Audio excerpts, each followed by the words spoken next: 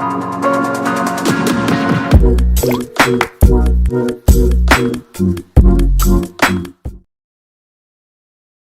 guys, it's EsoPa, and here's the long-awaited third installment to our 2.6 Hog Rider guide.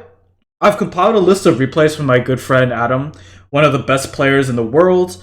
Currently, I believe he's sitting at, let's see.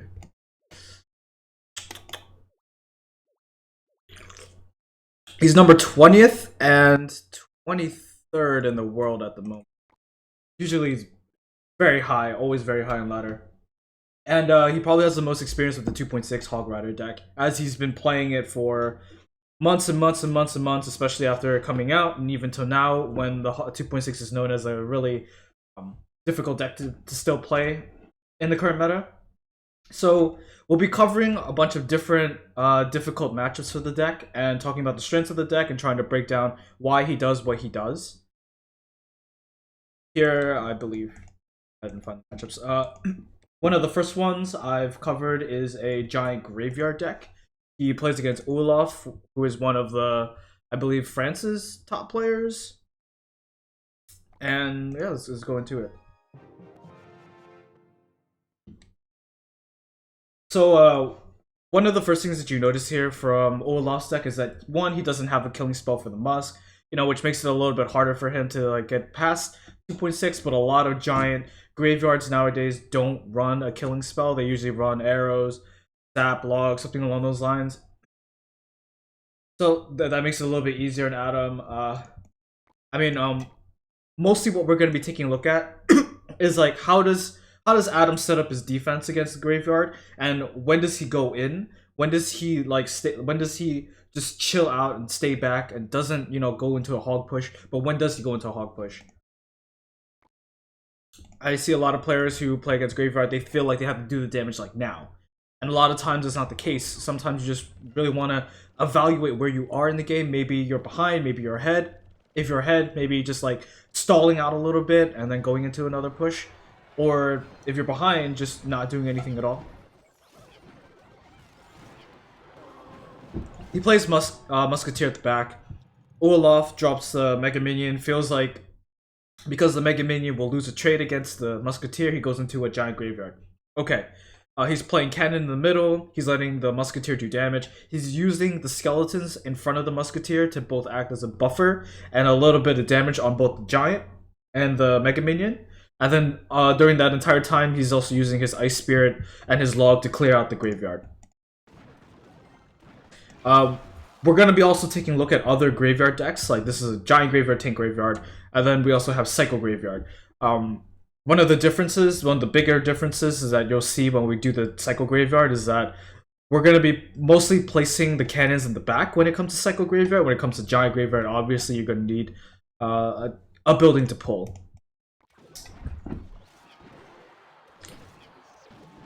Goes into a push. He's looking for as much damage as he can. The Electro Wizard will be taking out this Hog Rider, preventing it from doing as much damage as it should. E-Wiz walks up. There is a trick where you can force the Electro Wizard to focus one skeleton over here, but it has to be placed right in the middle and on the exact tile. I still haven't figured it quite out yet. Goes Muskie again. Should know that another giant push is coming. Drops to the giant. Drops the graveyard. Let's see, so Adam places his cannon the furthest point that you can against a tank. The 4-3 placement, 1 here, 4 over here, 3 up here. So what this does is essentially makes it so that tanks take longer time. They take a longer amount of time to walk toward the cannon, meaning that the tower / the cannon will do more damage to the giant, and the musketeer is longer as well. And then once the giant kills off the cannon, the giant will have to walk to the tower, increasing its walking time. So that's the whole reason behind that. He uses the ice golem to tank for the graveyard. The musketeer is going at it, and I believe he'll log pretty soon. You want to be logging when the skeletons kind of accumulate. You don't want to be logging straight away because there's nothing. You're not really going to be logging anything. So let's see. Oh, it's around now that you want to be logging. This is a lot of skeletons. Nothing. The ice golem is going to be walking outside of the range, so it's not going to die. You want to be minimizing as much damage from those skeletons as possible.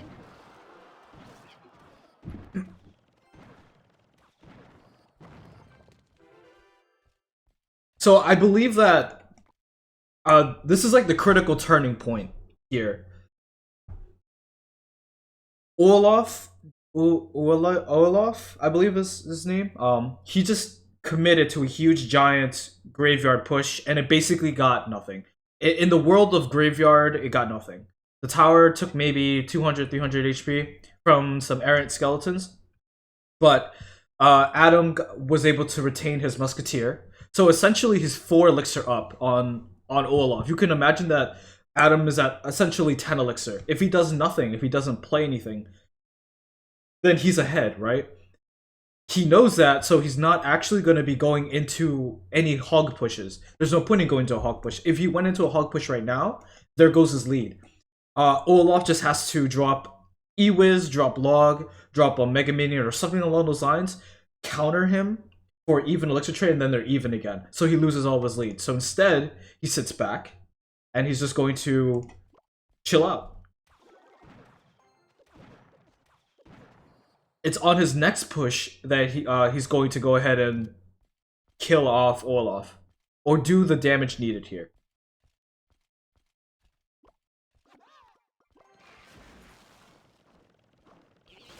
Drops the hog. He plays into a fireball with both of his units. Unfortunate. The hog is able to get in, basically take the tower down.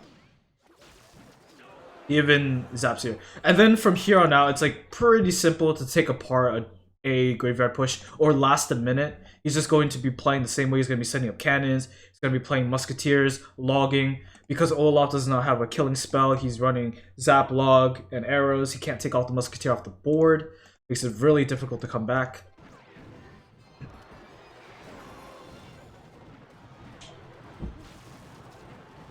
"30 seconds left.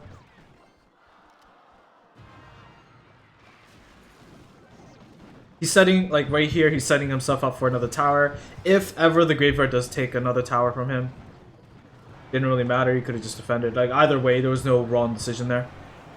Alright. In the position that they do have a killing spell, like let's say it's Giant Poison, even about Giant Poison, you don't really see that on ladder too much, but if that's the case, you still probably like set up the same way. You're not gonna have the lead of having a musketeer on the board at all times, but you're gonna have to be doing the same thing that Adam did right there. You're gonna have to notice when this graveyard didn't really do anything for you, when you can be ahead and when you can attack. Fireball, like imagine if they have Fireball Giant, they're gonna have to Fireball and log out your musketeer. And you'll see in a lot of these pushes that he barely had enough to play Minion, Mega Minion, Giant, and then Graveyard and then play like a Fireball and a log, or a Fireball and a zap to take out your muskie. So a lot of times things get really serious in times 2, but before then you want to be looking to take a tower and then defend or push into another lane like he did. Okay. So the next matchup that we're going to be looking at is the Cycle Graveyard. This is a Cycle Graveyard, the one that I'm sure a lot of you guys have been seeing, with Nado, Bowler, Baby Dragon. And like on paper, what I want to say about this is that on paper, this deck should never lose to 2.6, but you know, definitely,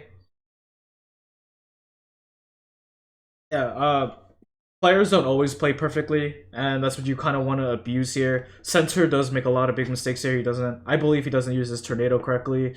He also is unfortunate in that he has a level 4 Electro Wizard. There's a point in the game where he could have gotten more damage in if he had a level 5 by killing off an Ice Spirit, but you know, can't really control that.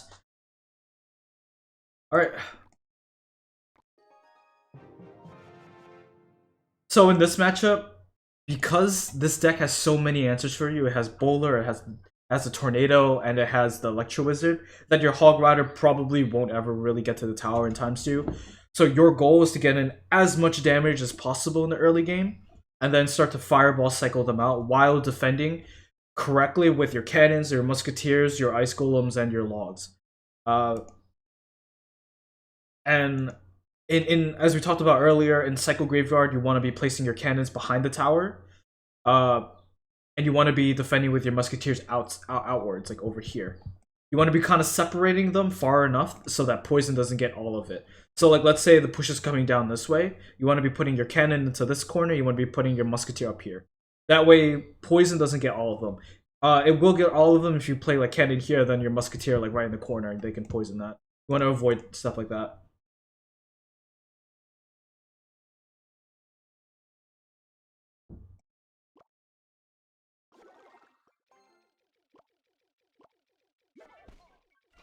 He drops the knight. Drops Hog Rider and Ice Golem in response. And just like this, he has Bowler and Electro Wizard. There's no way the Hog will ever get through. So he does something cute here. He'll drop... What he's gonna do right here is that he'll drop the Musketeer into the right lane so that it can kill off the Knight. And then he'll also drop the Ice Spirit to drag the Electro Wizard and the Knight into the middle. He gets a little bit lucky here because a Electro Wizard will one-shot a Musketeer, an Ice Spirit equal level, but this Electro Wizard is level 4, so it doesn't kill off the Ice Spirit.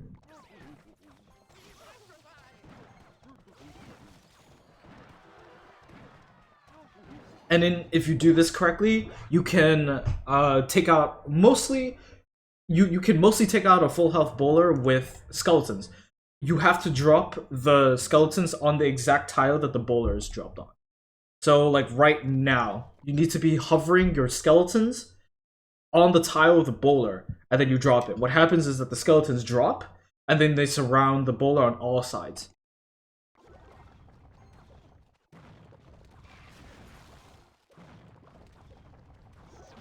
Yeah, so at most, the bowler would have gotten one hit.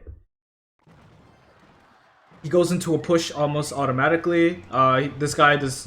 He actually did Tornado in the right way if it was like a lone Hog Rider. If it was a lone Hog Rider. But it wasn't a lone Hog Rider, and it was pick pushed. And on top of that, the Ice Golem was kind of blocking the Hog's way so that the Hog just stays on the tower. And this is actually the damage right here that Adam needs to just start fireball cycling him out. Like, he knows that this is as much damage as I'm ever really going to get. Even though it's like 1-2 hits.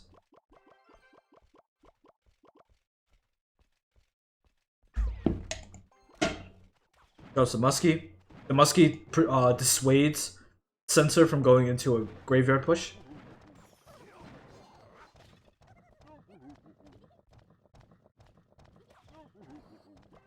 Now, if I was Adam and you're in this spot, this becomes sort of difficult. Like, you have, I think, two options here. You can either, like, you already know that this Musketeer is dead. It's like dead to rights. You can't really protect it.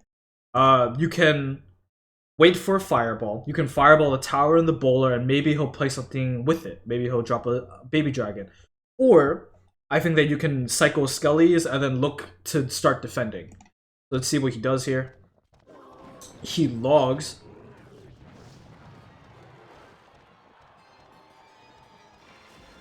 I'm not really too sure about the log. I guess the log is just for damage. But, you know, the Muskie was going to die no matter what. Maybe he plays an Electro Wizard and then the log gets a little bit of value, but it doesn't really alter anything in any way. He goes into a graveyard push with Baby Dragon and Bowler. Let's see how he sets up his defense here. Drops the Ice Golem. Ice Golem is tanking. He drops the cannon in the back, far left, and then he drops the Musketeer in the middle. This Musketeer, as you can see, there's no good poison here. Like, what are you going to poison? Are you going to poison the Musk and the tower, or are you going to poison the cannon and the tower?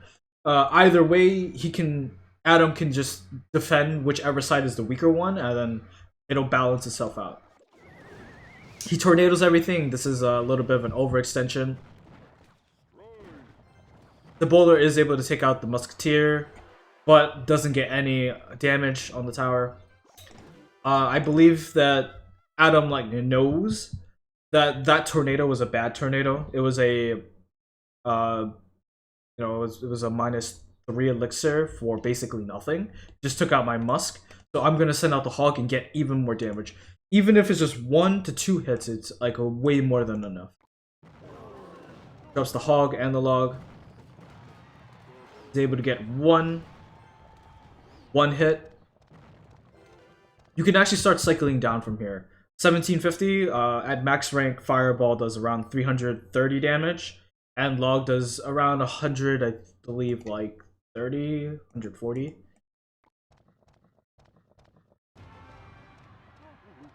He's waiting. He wants to see whether or not he'll graveyard.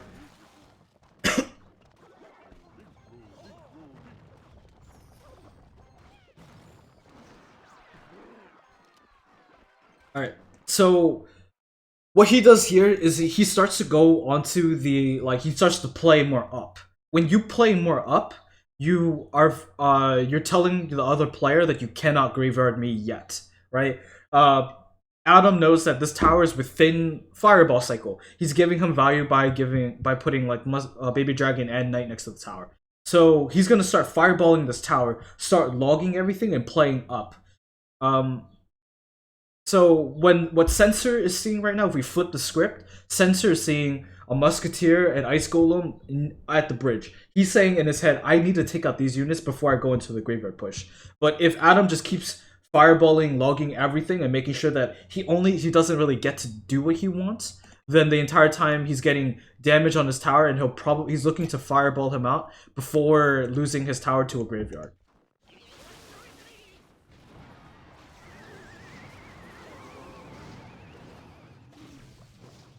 And if he really forces the issue, then he'll start defending like normal.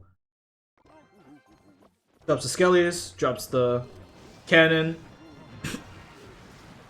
As the Ice Golem is buying time, logs. See, every time he's using his spells, it's always going to the tower. He always is looking to cycle them out. He's not even playing Hog Rider anymore, because he knows that the Hog Rider will never make it to the tower. Instead, you see him just keep on playing more up, more up, more up. Never really allowing Sencer to build up a huge push by setting up his units at the back. Because he knows that his units will lose in a straight up confrontation if Sencer's units build up. This is about 2 fireballs away. He's just looking to live till then. Another log comes out. Here comes out another fireball.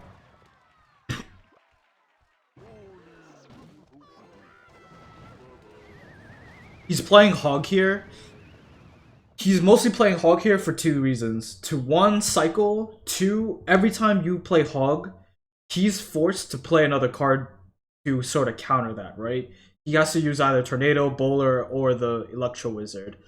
He already knows that this game is in the bag. He just has to cycle to another card. So by using your own Elixir, you force your opponent to use Elixir as well. Here it is, and then he fireballs him out. Yeah, it does about 140 damage.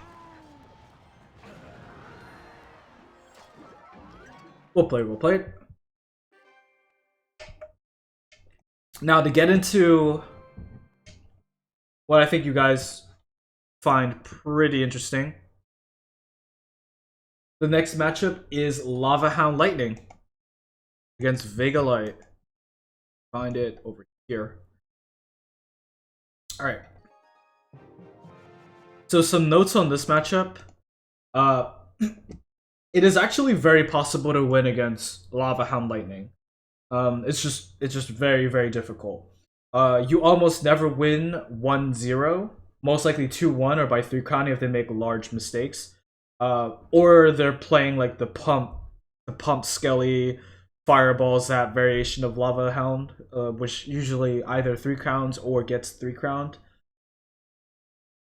As the moment of this video, though, there is a video, a TV Royale video of Pooh Hee winning against Lavahound Lightning 1-0, but in that matchup is kind of skewed because the guy's running freeze. All right, so here Vega Light is running, Lightning. He's running a pretty standard Lavahound deck. A key rule in playing against Lavahound is that once they really drop Lavahounds, they only have 3 elixir, right? They have 3 elixir to use to defend. If you force them to overspend 3 elixir, let's say you force them to spend 5. Let's say you force them to spend 6. They can't actually drop the loon. Their elixir doesn't allow them to drop the loon. If they force out a loon, that means that your defense is significantly easier and that they're overextending. If you ever play into them and they can just clean up your push with 3 elixir, let's say a tombstone, a Skarmy, a goblin gang, you are most likely screwed, and you can't really be having that. Alright, so those are some of the key things there. I'll be going back into the replay and I'll be explaining the whole 1-0, 2-1 like crown kind of scenarios. Once we get there, I think in the replay we'll stop around 150, 155 is when I'll start talking about it. When it looks very apparent that you can't hold the tower. I think a lot of people lose at that point because they want a perfect victory. With this deck against Lavahound, there is no such thing as a perfect victory. It's very messy.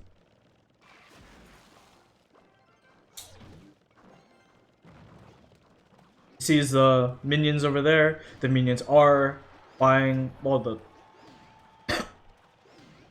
the skeletons and all that are all buying a lot of time. He fireballs the pump. Gets a lot of damage in. This is when Vega Light plays down his Lavahound into the weaker lane. He does this to dissuade anybody from cycling and then pushing into the weaker lane. By playing the Lavahound, you kind of are forcing them to go switch lanes. That's another big rule in this matchup. If the you never really want to push into a Lavahound lane because they can just keep on stacking units into that lane. Makes it that much harder. So what you're going to see Adam do here is that he'll be cycling to his Hog Rider and then logging. Most Lavahound decks, like we said, need that 3 elixir kind of queue, right? They once they play Lavahound, they're at 3 elixir. So a lot of their defense cards are going to be 3 elixir. Tombstone, Skarmy, Goblin Gang. Makes a lot of sense. And then they have air units to kind of supplement them, like the Mega Minion, like the Minions. Other decks can run Minion Horde or Baby Dragon, but usually less seen. So he prediction logs here. He doesn't even have to prediction log because Vega Light kind of plays it a little bit too early. Is able to get all the Goblin Gang. He knows that he didn't use Goblin Gang over here on the first time, so he's gonna go ahead and just prediction log this time. No matter what though, Adam gets damage on this tower. Although this is like the perfect scenario for him. He'll be able to take a tower here.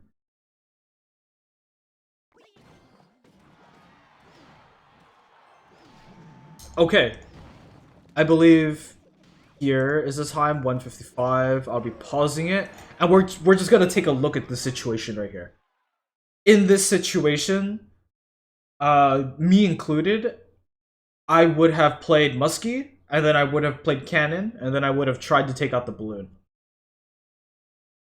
That's the wrong move. After being on call with him, after watching this replay, I can see that there's no way I'm going to be saving this tower. So what you should be doing is, if you're able to take a tower, if you're able to do a lot of damage, you should be looking to give up the tower, minimize the damage that you'll be taking to your king tower, and looking to not play into the Lavahound balloon. Huge push. That's why a lot of these games will end 2-1, or they'll end in the 3 crowned, but most likely they don't ever end up 1-0. Unless they're running a weird type of Lavahound balloon that doesn't use a killing spell. Most use a killing spell. So what we're gonna see here is we're gonna wait for the balloon to kind of pass the Lavahound. He drops the Musketeer, and then he'll also drop the Ice Spirit. The Ice Spirit will help buy them time, reduce the amount of damage that the balloon eventually does to the King Tower. Vega Light overextends here, kind of lightnings out the Musk. And then he goes into a second push. He just starts cycling right away.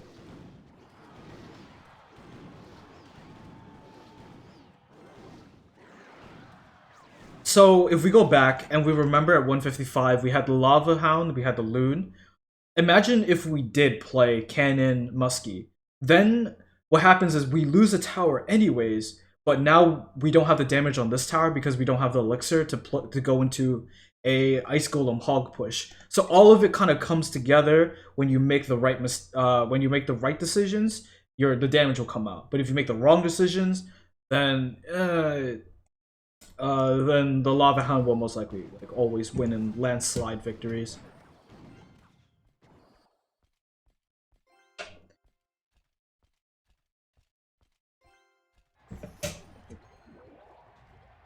We know that he didn't play Goblin Gang on the second time.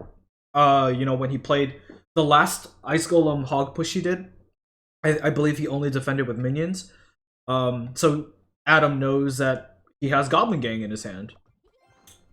So he'll be looking to probably go ahead and prediction log here. Takes the tower into a 2-1. Now the only chance that Vega Light has is he can go for 3 crown, and that's about it. He can only go for 3 crown.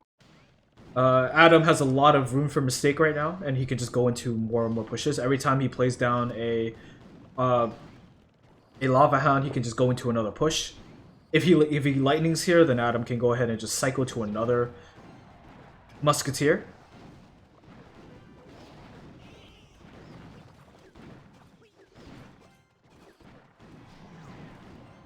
Gets a little bit fancy here. He plays everything like everywhere. Musk up, musk down, cannon to pull the loon. Goes for strong or 3 crown.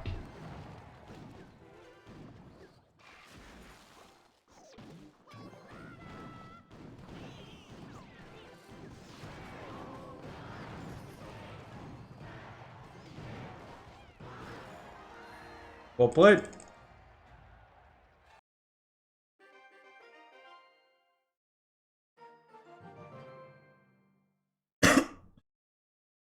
Okay, and I believe the last replay that we'll take a look at is against Giant Double Minion Miner.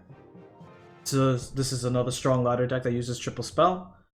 The notes on this is I would not fireball unless it's either game-winning play or the minion horde is out. Unless you feel comfortable with defending minor minion hordes, or you're comfortable with defending, the minion hordes without a fireball. Because this deck is using Zap, not Zap, because this deck is using Log, you're most likely gonna need Musketeer, the Ice Golem, or really good Skeleton pulls or Ice Spirit pulls in order to kind of diffuse the situation. So you want to be not playing into the minion hordes too hard, or not playing into bad fireballs.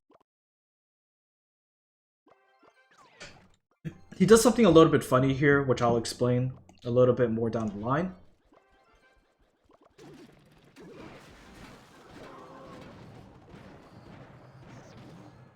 So he basically prediction fireballs after seeing essentially nothing, but I'm gonna explain this as he kind of does this because a lot of top ladder players, a lot of people who are in the top 200 or around that area kind of already know what each other play. Like most players carry 1 to 2 decks that are very comfortable to them, and I know that Saleh, I believe that's how you say his name, plays this deck a lot. So Adam already knows that, and he knows that minions are out of his hand. He knows that he can either play Musketeer or Minion Horde as defense, so he just goes ahead and sends out the prediction fireball. Normally, you don't really do this unless you see him do it like 2 times, or unless you see him do it the first time and then you put him into a cycle where it's very clear that he can either defend with Minion Horde or take the Hog Rider.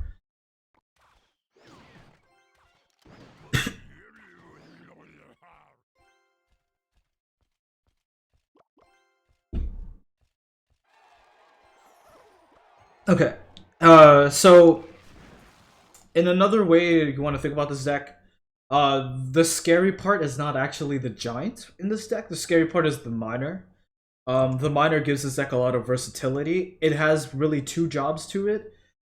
It can either perform quick attacks with in tandem with minions on counter defense, or it can do those quick attacks with Minion Horde, like Miner Minion Horde. Its other job is to snipe very valuable units like Musketeer, Electro Wizards, Wizards, stuff like that. So you want to be very aware of that. If they send out a miner and you have a Musketeer on the board, you want to try and protect your Musketeer. He drops a Giant. Adam drops a Musk. Now he's probably looking to go ahead and drop a Hog onto the left lane or start his defense to start setting it up. You most likely want to put a cannon over here. I believe he fireballs all of this.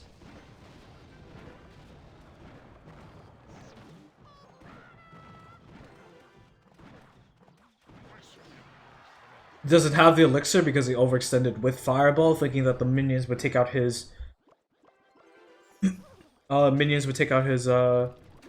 musketeer. Here is what I was talking about. Because he fireballs the minions, he's not able to fireball the minion horde, even though the minion horde did take a lot of damage coming up here, so this push isn't as scary as it could be. But you have to be really fancy with defending a minion horde without a minion horde miner without fireball. He's not gonna fireball here, there's no reason to. The must trade. Fireballing would have put him into a -4 hole.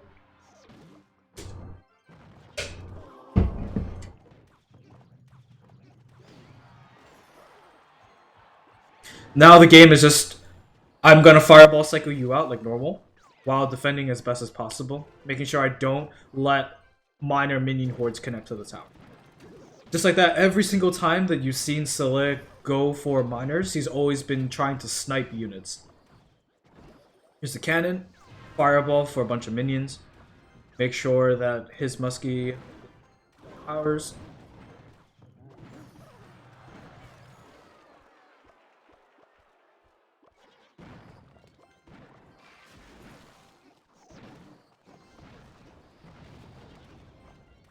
All he needs is one hit, I believe here. Yep. Power's at a 263. It's one fireball away. He'll be able to end the game.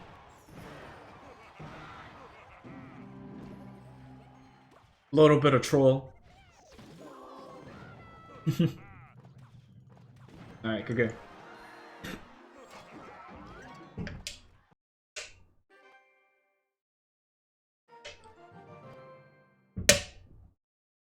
Okay. Let's see.